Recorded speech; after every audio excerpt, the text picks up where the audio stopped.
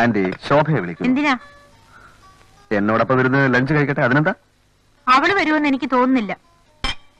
ഓ, നാണമായിരിക്കും. സാരമില്ലെന്ന് പറയൂ, വിളിക്കൂ. എനിക്ക് വയ്യെന്നേ.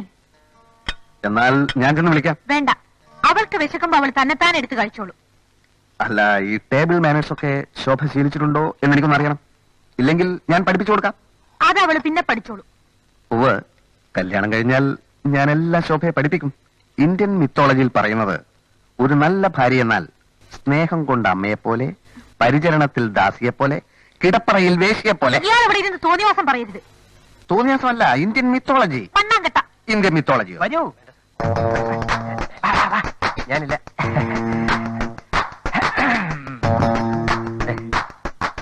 വേണ്ട സാർ, വേണ്ട. ഞാൻ അടുക്കള ഭാഗത്ത് പോയി വല്ല വാങ്ങിച്ചു. ഇല്ല ഇല്ല. പ്രത്യേകിച്ച് ഈ ഏരിയയിൽ ക്യാപിറ്റലിസം കൊടികുത്തി നിൽക്കല്ലേ.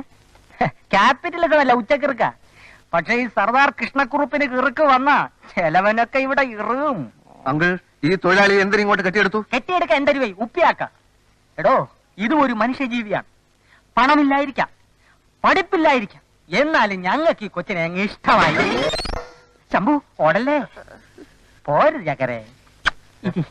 സ്റ്റോപ്പ്. എന്റെ വീട്ടിലെ ഉപ്പും ചോറിൽ നിന്ന് വളർന്നവനായവൻ.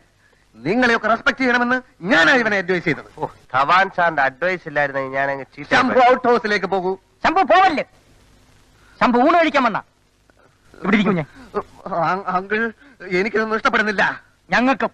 എന്ന് വെച്ചാൽ ശോഭ, വാ മോളെ, ഇങ്ങോട്ടിരിക്കും.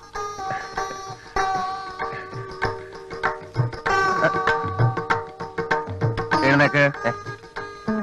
ഇരിക്കാൻ. എഴുന്നേക്കടാ. ഇരിക്കേ.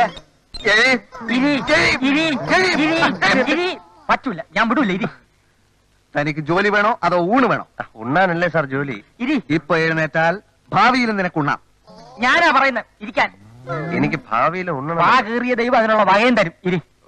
ഞാൻ പറയുന്നത് അനുസരിച്ചില്ലെങ്കിൽ തന്നെ ഞാൻ ഇവിടുന്ന് പറഞ്ഞു വിടും. അയ്യോ വേണ്ട, അത് മാത്രം ചെയ്യരുത്.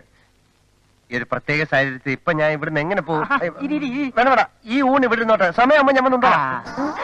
ശംഭു അനുഭവിക്കോട്ടോ. അങ്കിൾ തെറ്റിദ്ധരിക്കരുത്. താഴേക്കിടയിലുള്ളവരോട് പെരുമാറാൻ അങ്കിൾ പഠിച്ചിട്ടില്ല. അങ്കിള് പഠിക്കാഞ്ഞിട്ടല്ല, എല്ലാം ഞാൻ കടിച്ചു പിടിച്ചോണ്ട് നിൽക്കണം. എനിക്ക് ചൊറിഞ്ഞോണ്ട് വരുത്തും. എന്നെ കൊണ്ട് പറയിപ്പിക്കരുത്. മോളെ ശോഭെ, നീ ഇങ്ങ് വാ. നീ ചെന്ന് അവനെ സമാധാനിപ്പിക്കേ. അതിനവര് നാടകം കളിക്കല്ലേ. പക്ഷെ നമ്മൾ അതറിഞ്ഞ ഭാവം കാണിക്കരുതല്ലോ. ചെല്ലു മോളെ, ചെല്ലു. എന്തിനാണ് ഇവിടെ ഒരു കുശുചിപ്പ്? അല്ല, ശോഭ ചെന്ന് അവനെ ആശ്വസിപ്പിക്കട്ടെ. അത് കൊള്ളാം.